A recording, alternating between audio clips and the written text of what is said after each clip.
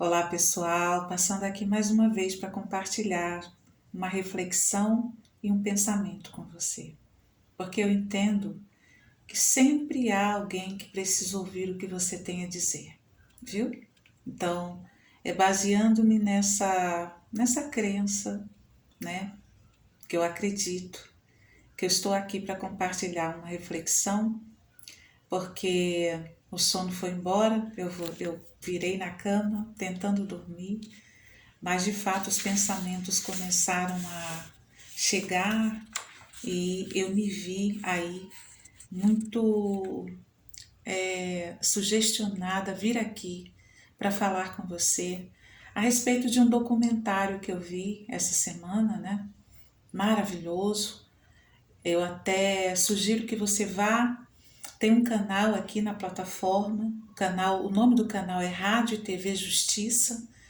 E essa semana, né, desde segunda-feira, eles apresentaram um documentário fantástico falando sobre o advogado, jornalista, poeta Luiz Gonzaga Pinto da Gama.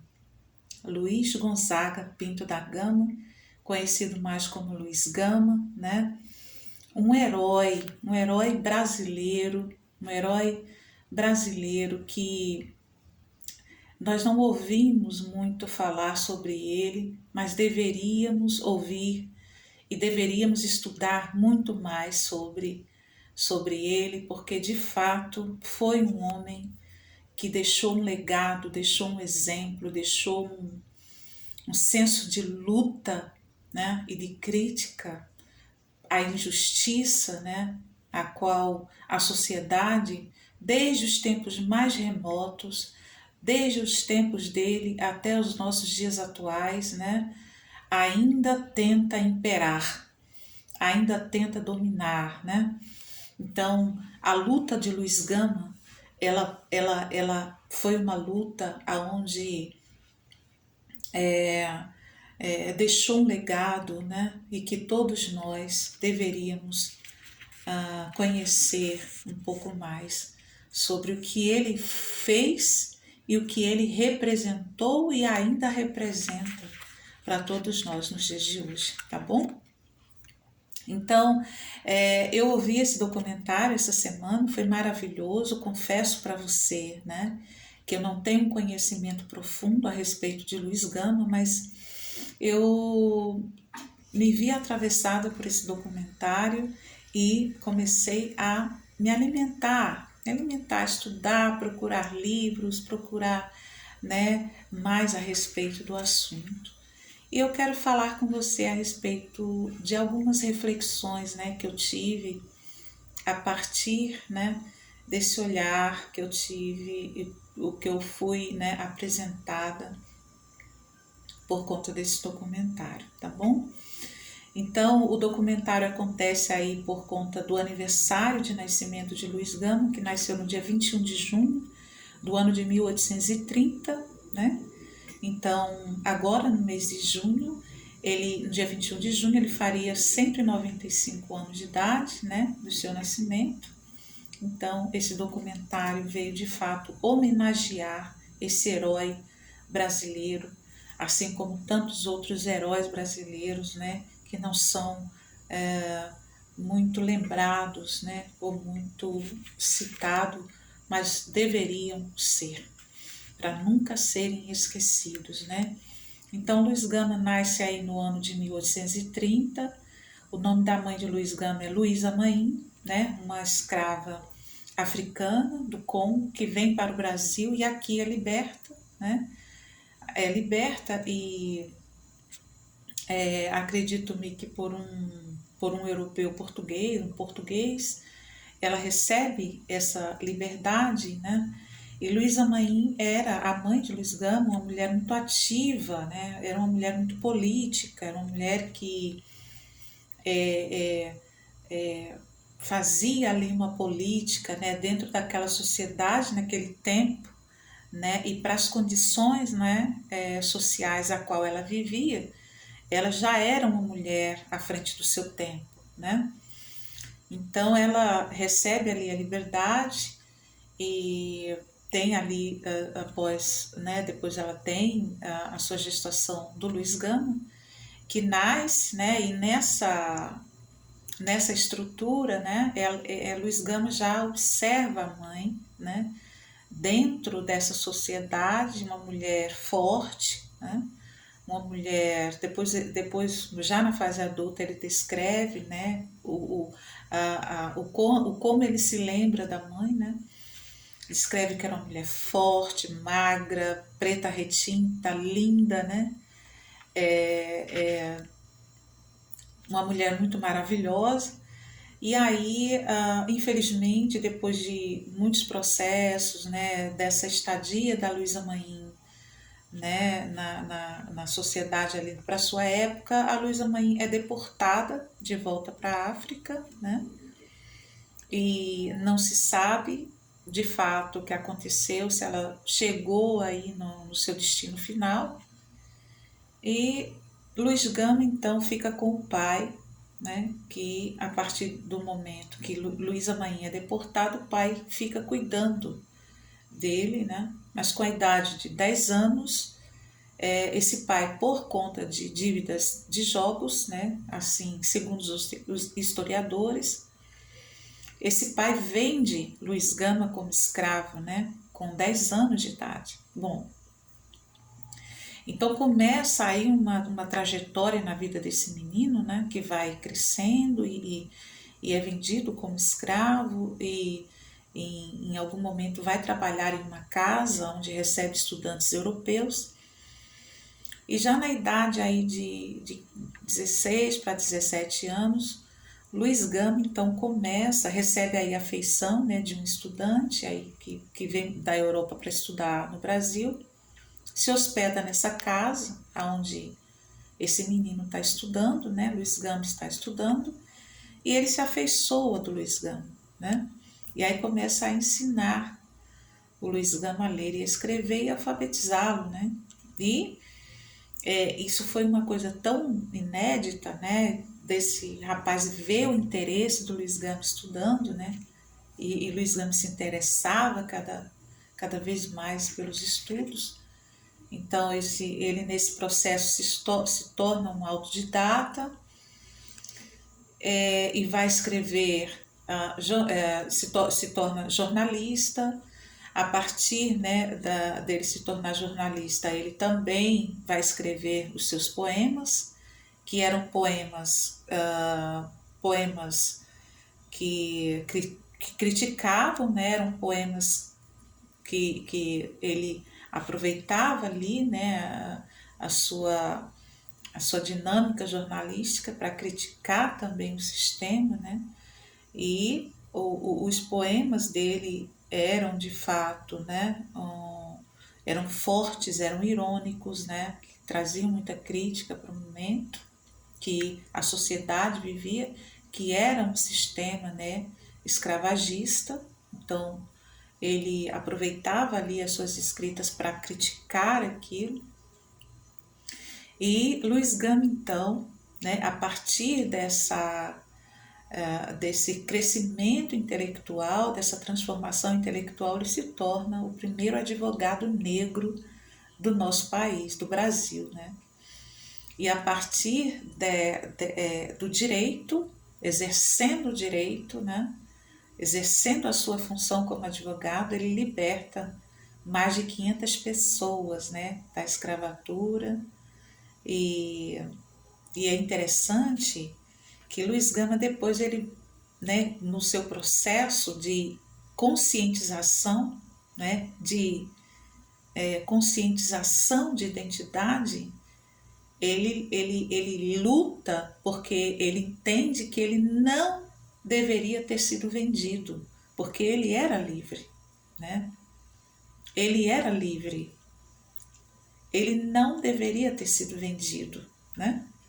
Então ele luta também porque dentro dessa perspectiva, né, desse olhar e dessa conscientização, né, ele entende que ele sofreu uma injustiça como tantas outras, né?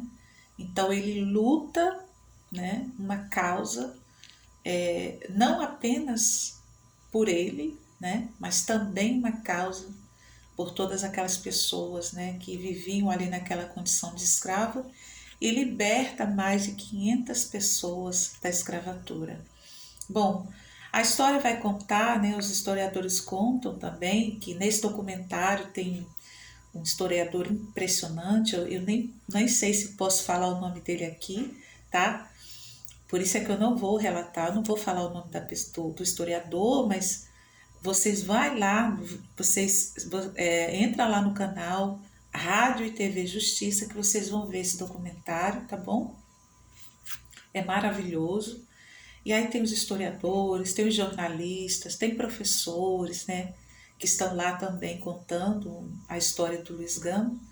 Aqui é claro que eu não estou contando a história como um todo, repito, eu não sou uma conhecedora profunda, né, da história de Luiz Gama, mas eu estou aqui trazendo uma reflexão como psicanalista clínica que sou, e daqui a pouquinho eu vou aqui trazer um pensamento, né, para a gente refletir sobre.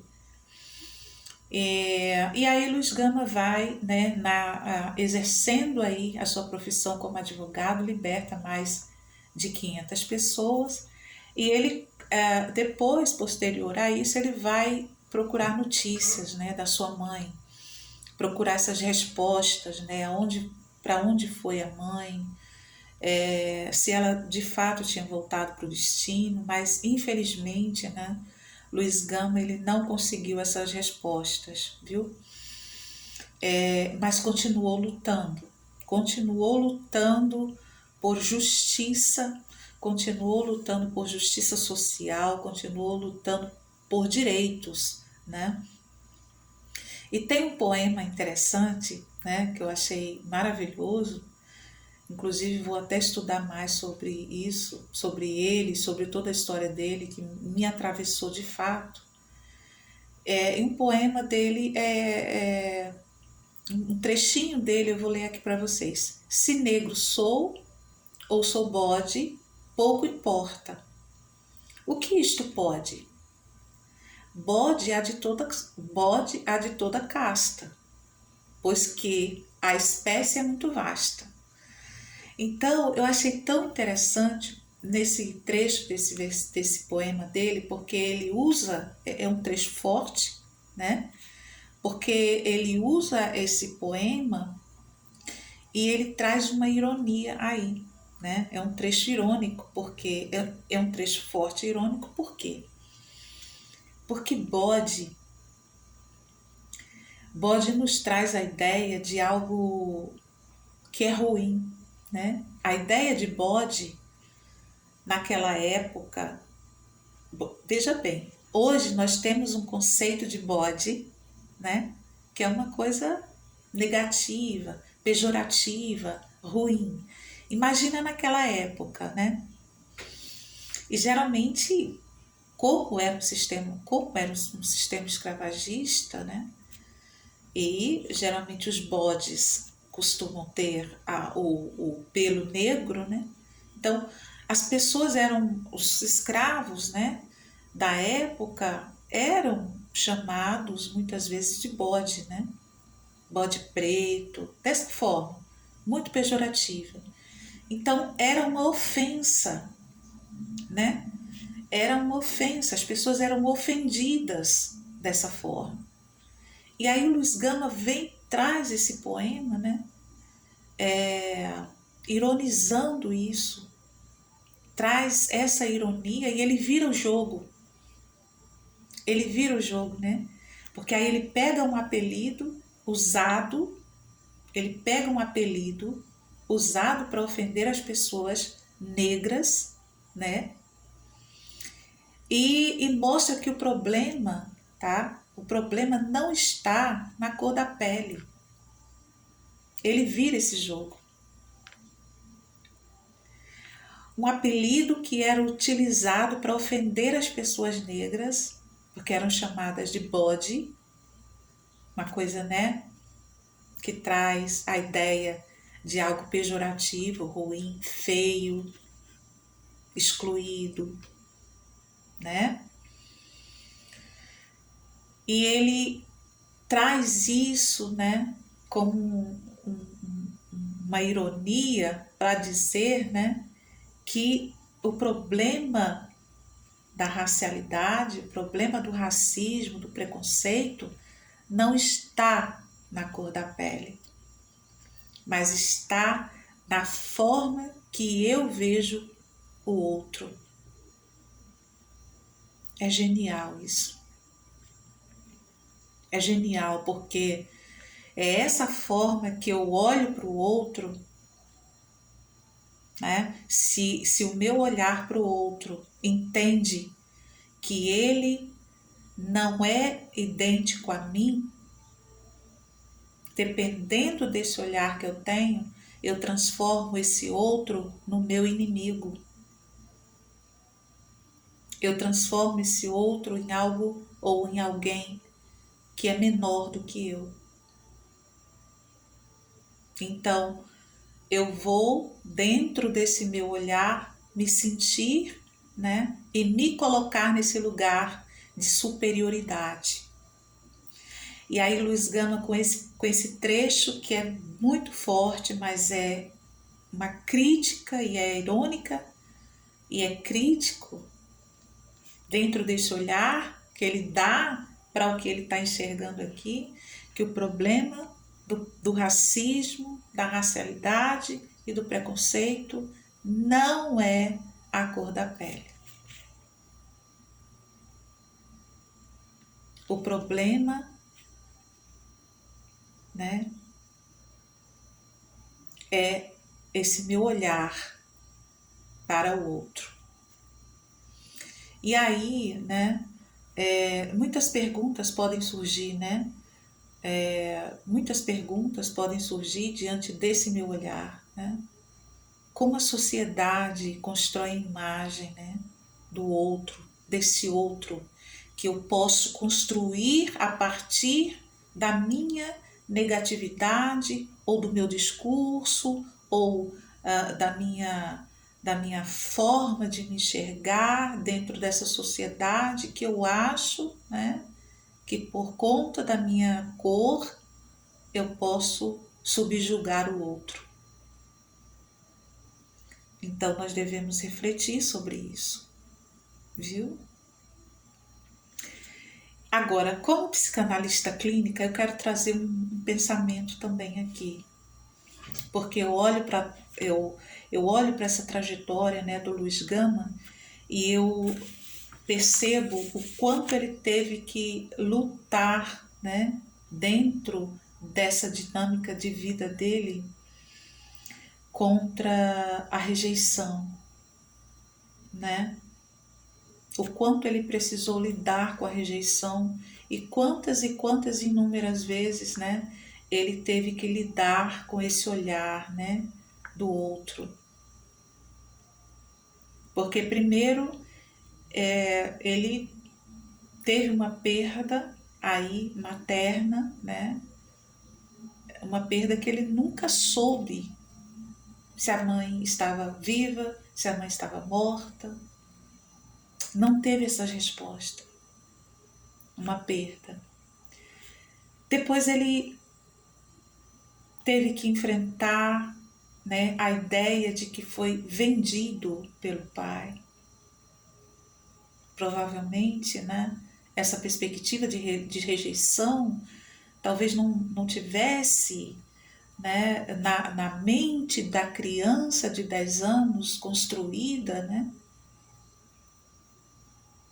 além da sensação de estar só, além da sensação de não ter ninguém, né?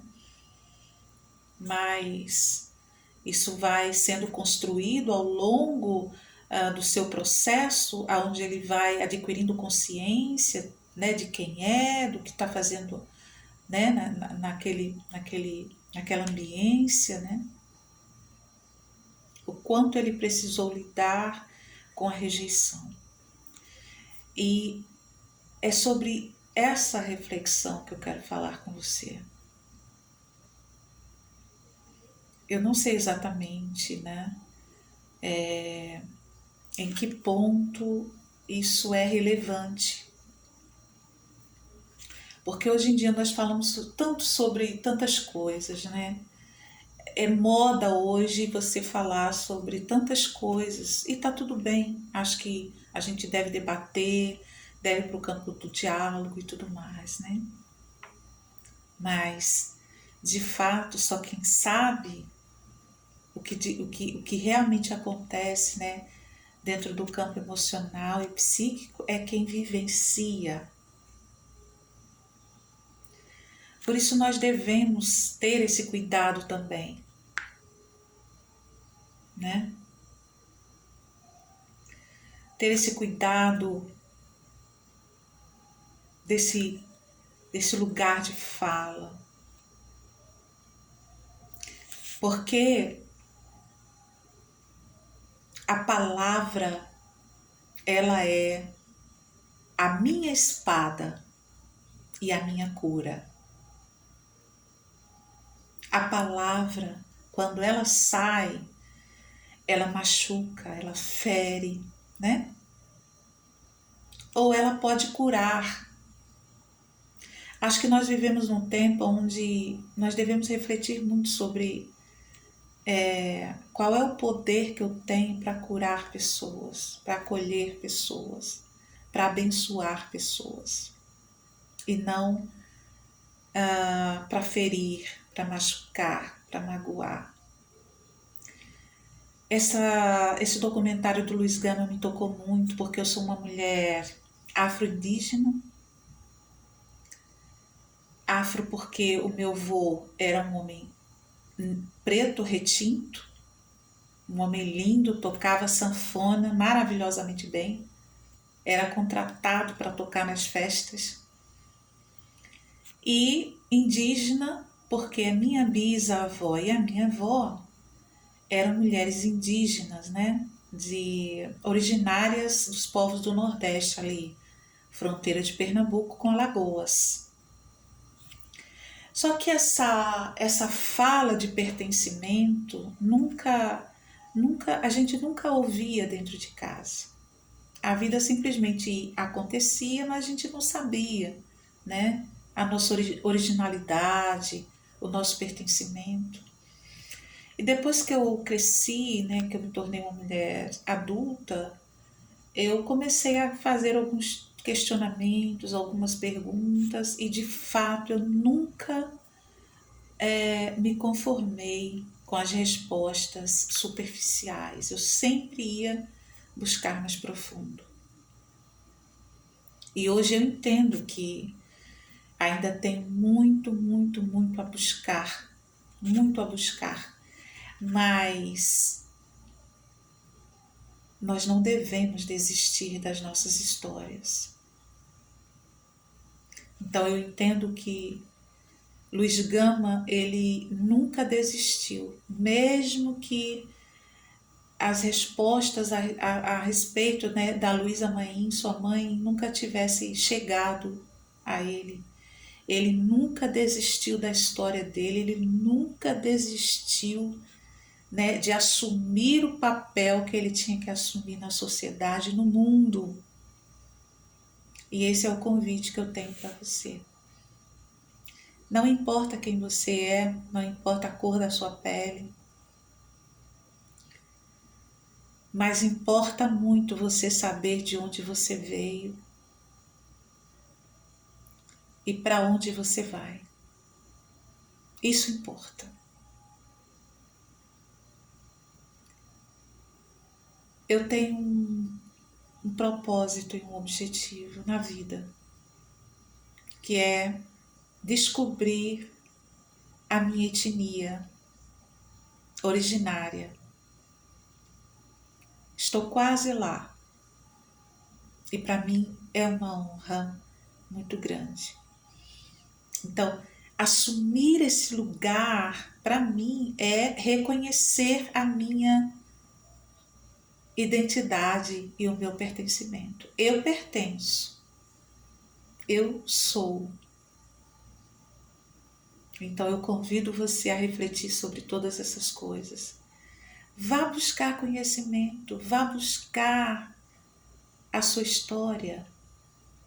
se pergunte, questione, leia, vá buscar, né, conhecimento acerca de todas as coisas que envolvem a sua história, a sua família, a sua originalidade, para você de fato assumir o papel que você deve assumir. Não é fácil, é claro que não, porque há um sistema estabelecido estruturalmente para pagar a sua história. Você que é preta, você que é preto, você que é indígena, você que é originário. Há um sistema estruturado para pagar a sua história. Mas eu aprendi e estou aprendendo, ainda mais com essa história do Luiz Gama, que eu estou apaixonada, eu estou me alimentando, eu estou esgotando tudo que eu posso esgotar de conhecimento dentro dessa dinâmica que eu estou inserida. Agora eu estou mergulhando a cada dia mais para conhecer e conhecer e conhecer. Como eu disse para você, na minha família a gente não falava sobre essas coisas. Na minha família não era possível falar sobre nada disso. Mas estruturalmente a gente via. Minha avó que bebia muito, minha mãe que era empregada doméstica. Na estrutura a gente sabia, mas não tinham conhecimento para de fato, conscientemente assumir os nossos papéis. Mas aí nós, depois de um tempo eu comecei a questionar, fui estudar e hoje eu tenho um conhecimento um pouquinho melhor para entender toda a trajetória, para entender um sistema que é muito mais cruel do que nós podemos imaginar. Bom, vou compartilhar um pouco mais sobre toda essa história com você, história da minha vida particular, e quem sabe isso possa de alguma forma te estimular e deixar você aí bem animado para você pensar um pouco sobre todas essas coisas e inclusive se você vive uma situação semelhante, arregaçar as mangas e também assumir o seu lugar de pertencimento, porque é uma luta de todos que sofrem algum tipo de preconceito, algum tipo de racismo nesse país. Tchau, tchau. Bom descanso.